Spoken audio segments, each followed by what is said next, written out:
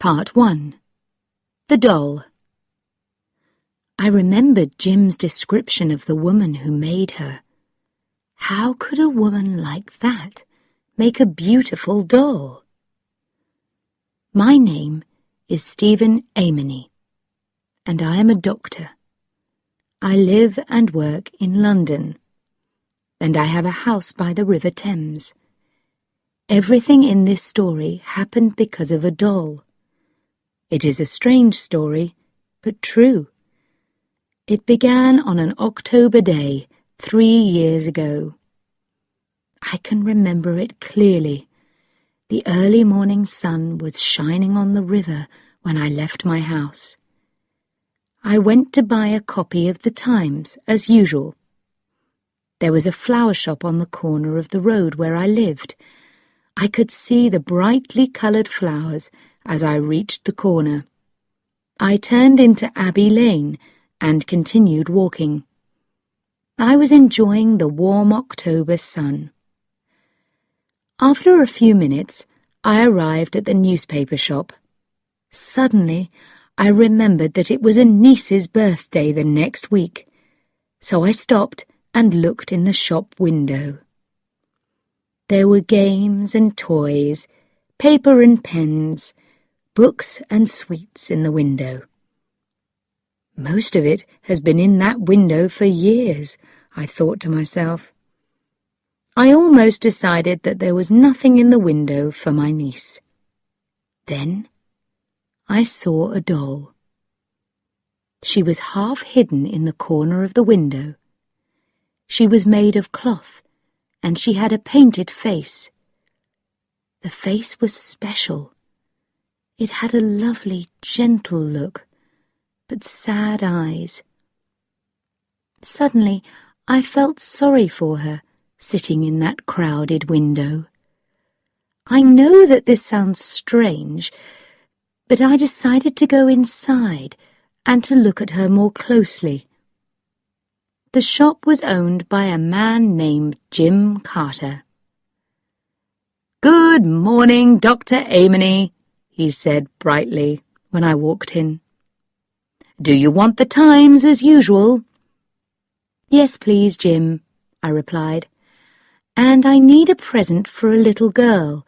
It's her birthday next week." "Is it?" said Jim. "Yes," I said. "I was looking at that cloth doll in your window." "Oh?" said Jim. "The one that's half hidden in the corner," I said. Jim looked surprised. "That doll?" he said. "She's a little unusual." "Can I see her?" I said.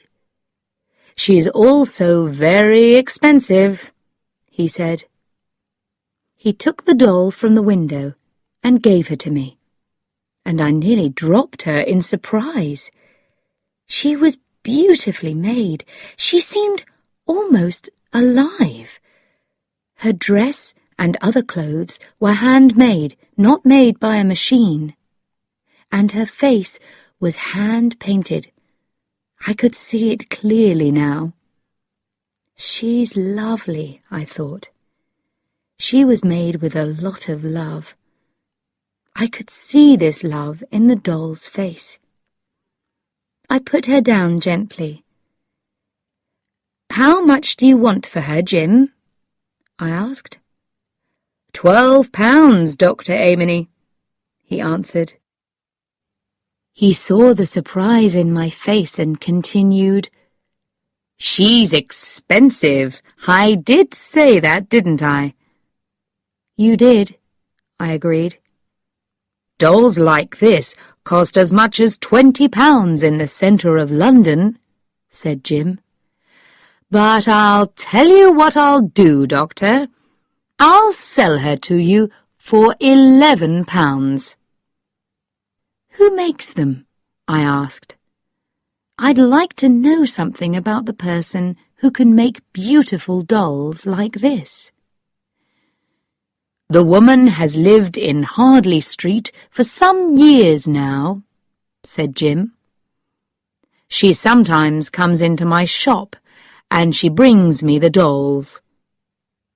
"What's her name?" I asked.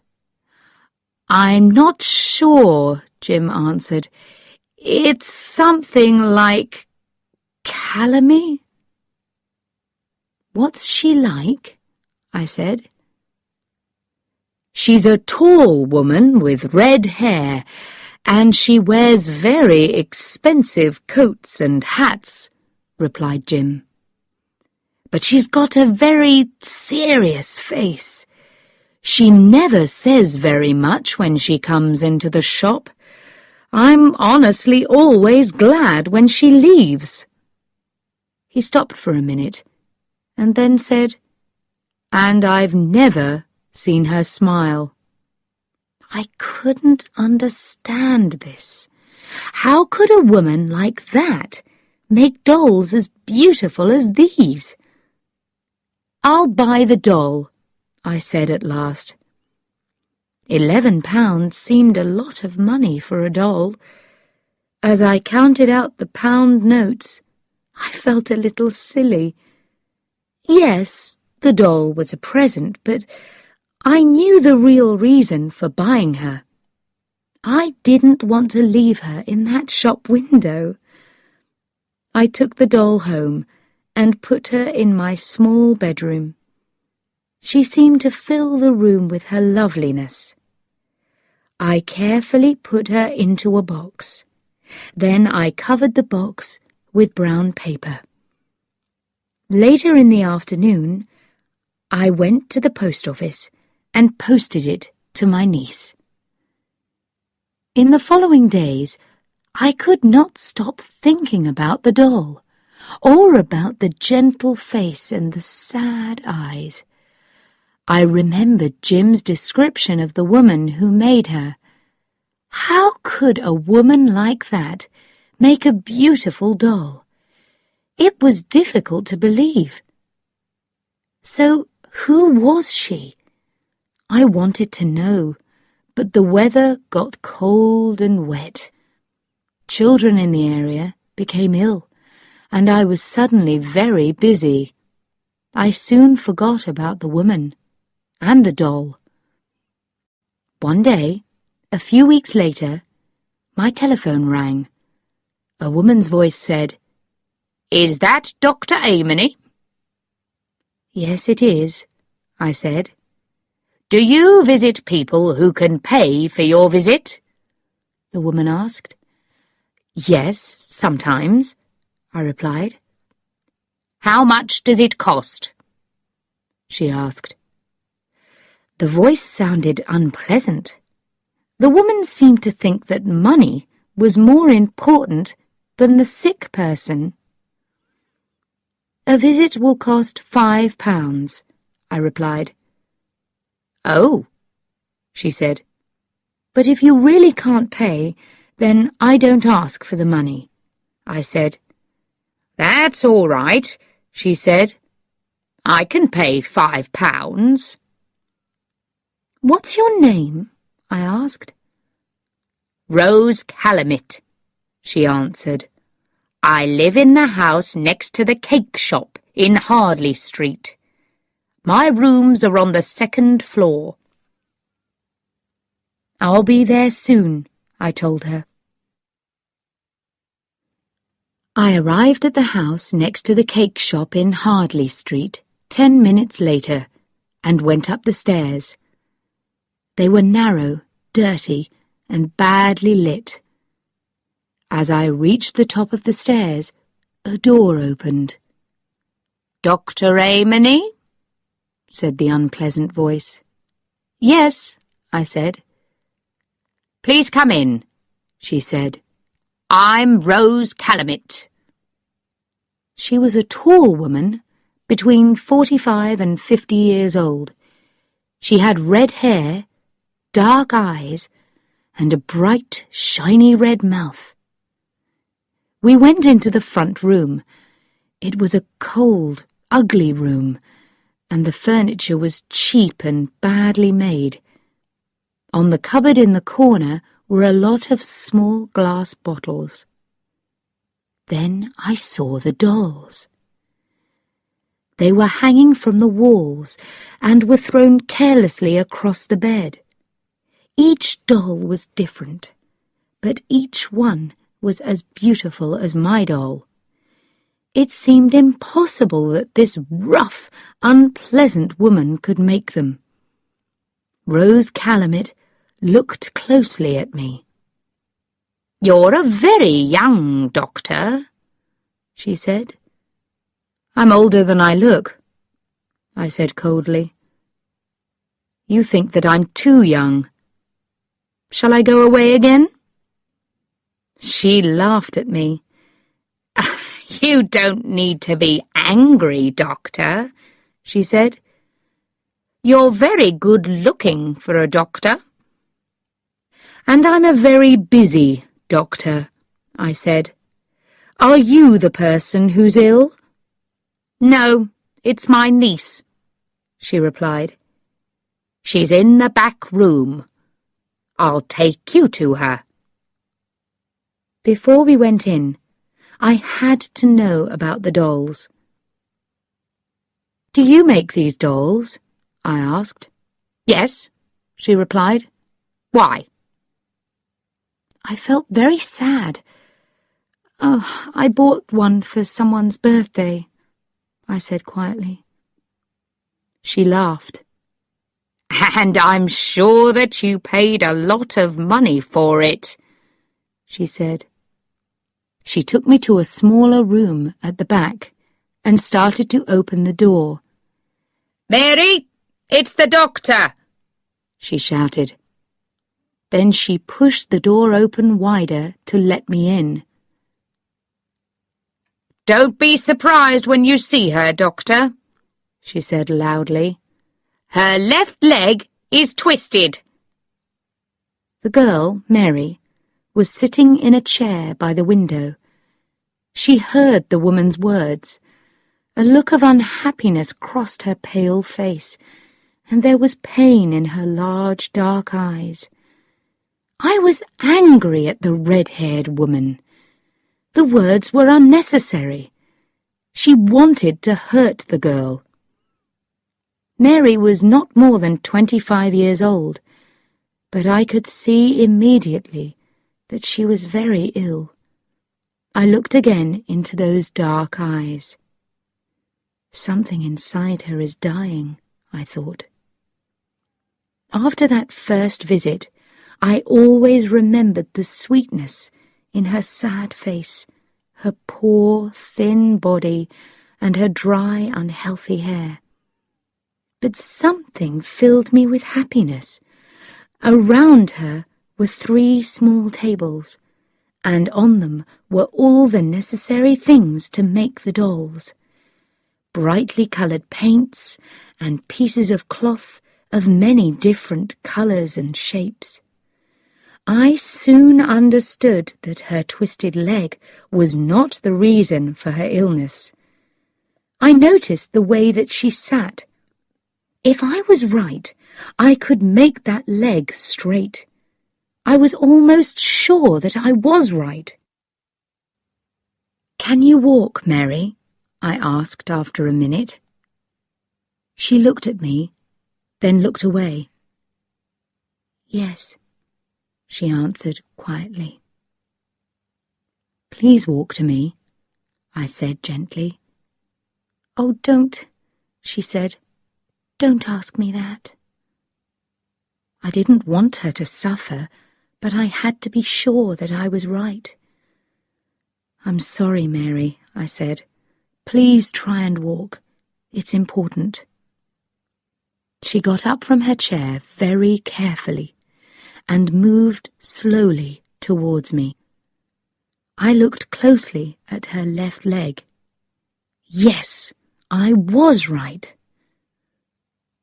"That's good," I said. I smiled at her.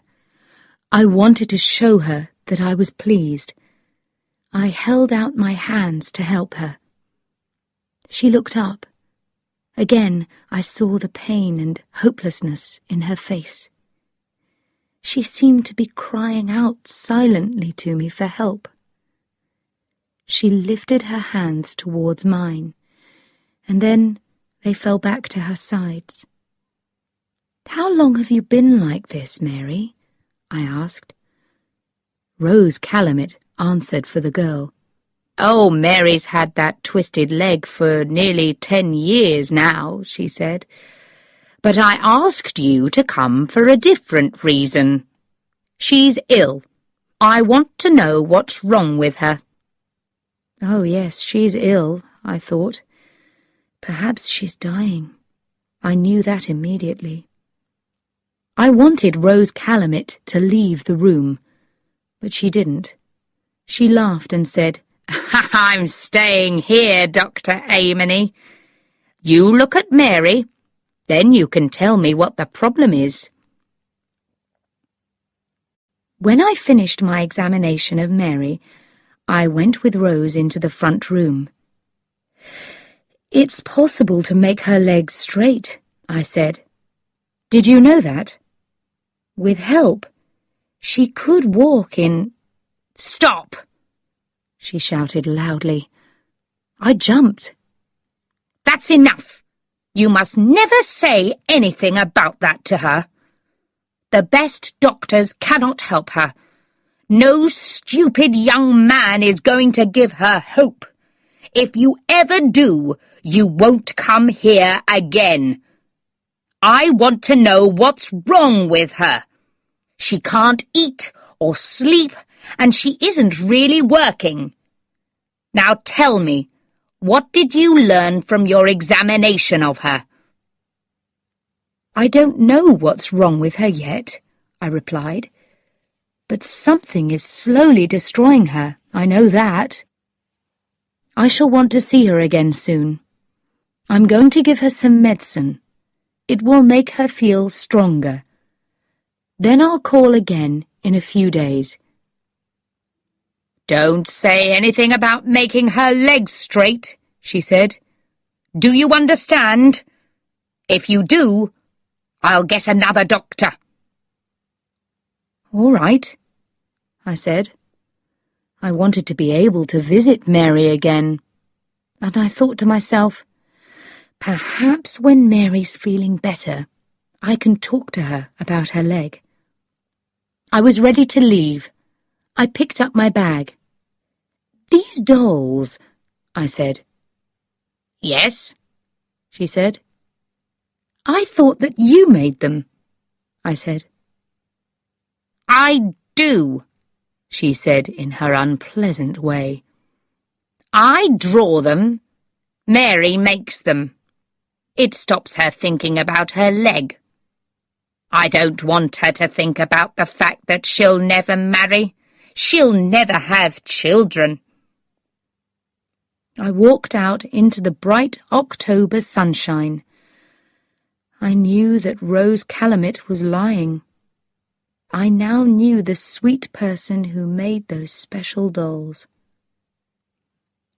I was happy about this, but I was also worried about Mary. I had to discover what was wrong with her. I had to know before she died. Part 2. The Doll. "Without Mary and the dolls, the money will end." But what was killing Mary? I still did not know. I discovered more about Mary during my next few visits. Her name was Mary Nolan. When she was 15 years old, she was in a bad car crash. Her mother and father were killed, and Mary was very badly hurt. The car crash was the reason for her twisted leg.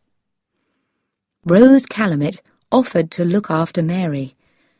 The law finally agreed because there was no other person to look after the young girl. Rose always thought that Mary's father was a rich man. Then she learned that there was only a small amount of money. After that, she was unkind to Mary. She made her very unhappy. Mary was never able to forget her leg. Her aunt seemed to say, No man will love you. You will never get married and have children. No man wants a wife with a twisted leg." The years passed, and Mary began to believe her aunt. She stayed with her. She did what her aunt wanted her to do. She could see no reason to leave her aunt, so she lived an unhappy life without hope. Then Mary started to make the dolls.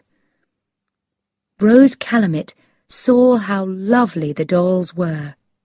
She soon realized that she could sell them for a lot of money. She was right. After she sold a few, she decided Mary must work on them every day of the week, from morning until night. Rose did not love Mary, but the girl produced hundreds of dolls over the years. Rose was happy to take the money for them. But now Mary was ill, and Rose immediately said to herself, "Without Mary and the dolls, the money will end." But what was killing Mary? I still did not know. I could see that she was afraid of her aunt, but it wasn't that. And I couldn't ask Mary, because her aunt was always with us.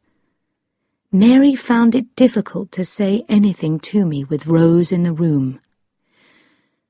I did not tell Mary that perhaps I could make her legs straight.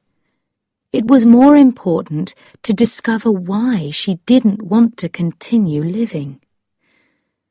I told Mary to stop working on the dolls, and I brought her some books and some chocolates. For 10 days, she seemed to get better. During my next visit, she smiled at me for the first time. "That's better," I said. I was very pleased to see her happy face. "You must leave the dolls alone for another 10 days. I don't want you to work.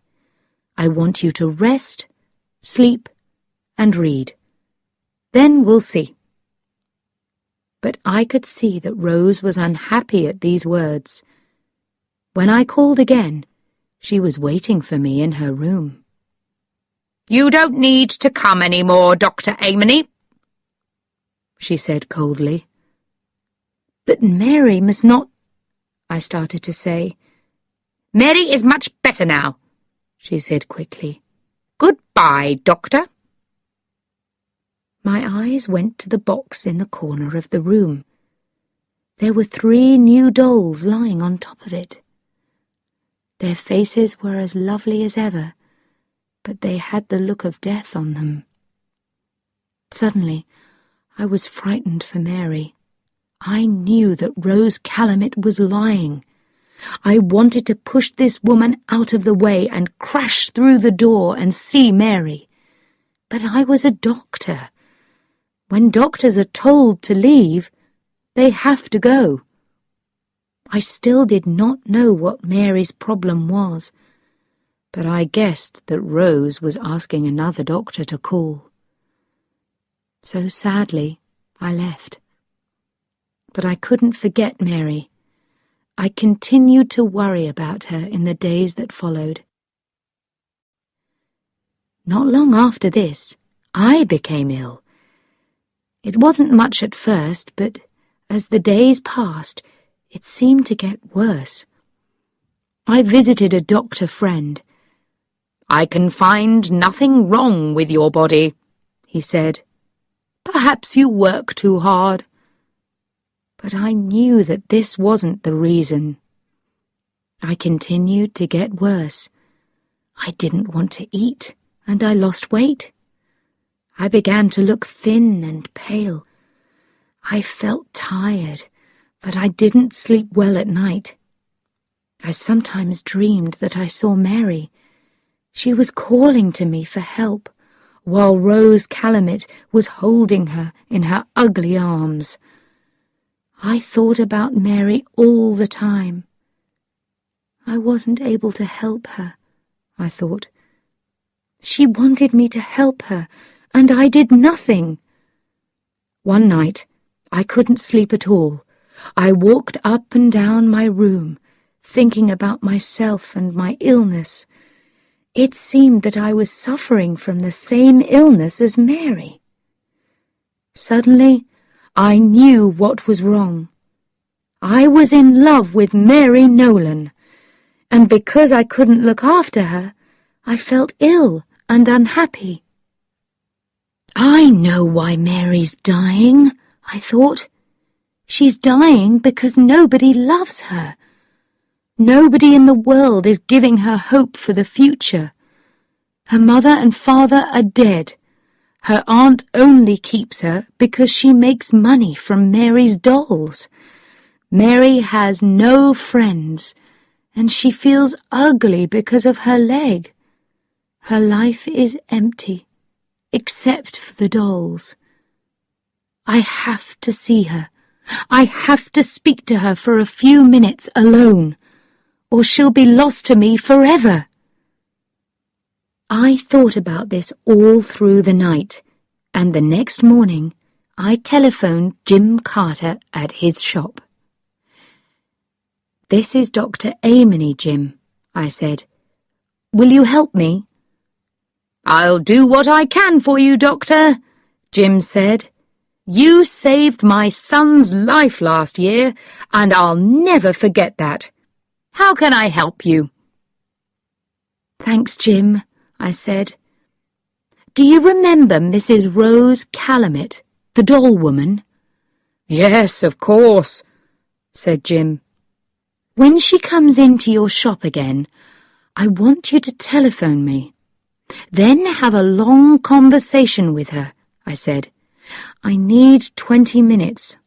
All right?" "All right," said Jim. "Good," I said. "Thanks, Jim. I'll remember this for the rest of my life." I was worried about a telephone call while I was out, so each evening I put my head round the door of his shop, but he just shook his head. There was no news. Then, one day at 5 o'clock in the afternoon, the telephone rang. It was Jim. He just said, "She's here." I ran to the house where Mary lived. When I got there, I ran up the stairs. Luckily, the door was not locked, and I hurried through into Mary's room. She looked so thin now, and very ill. She still had the paints and pieces of cloth around her. I thought, she wants to make one more doll before she dies. She looked up when I came into the room. Her eyes opened wide in surprise when she saw me. She thought that it was Rose. She said my name, but she didn't call me Dr. Amony. She called me Stephen. "Mary," I cried, "I've come to help you. I know what's making you ill." "Does it matter now?" she said quietly. "There's still time, Mary," I said. "I know your secret.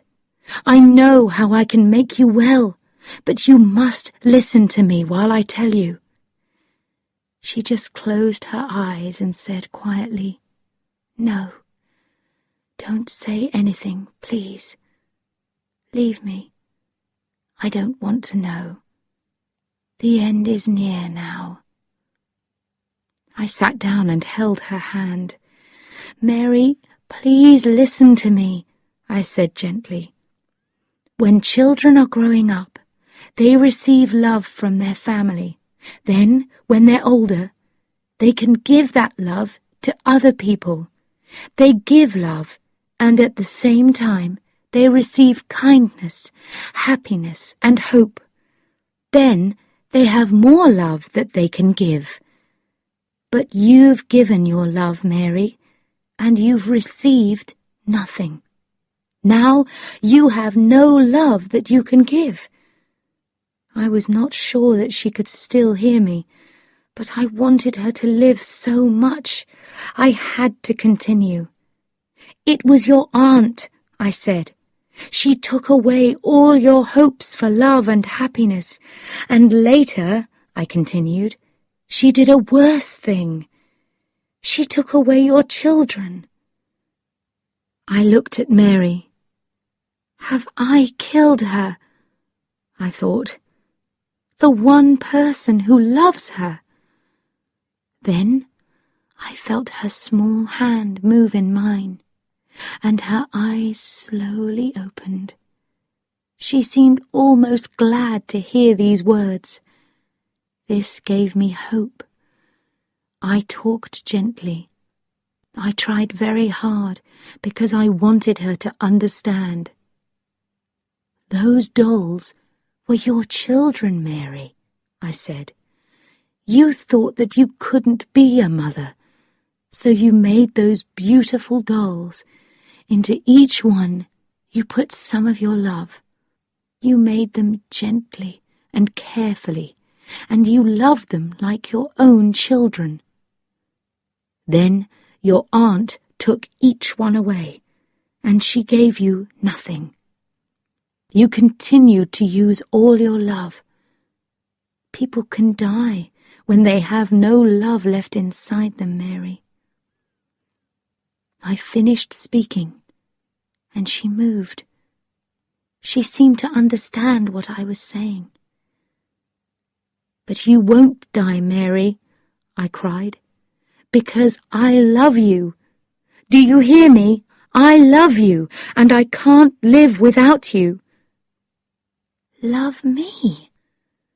she said quietly. "But I have a twisted leg. How can you love me?" "That doesn't matter to me, Mary. I still love you," I said gently. "But Rose lied to you. I can make your leg straight.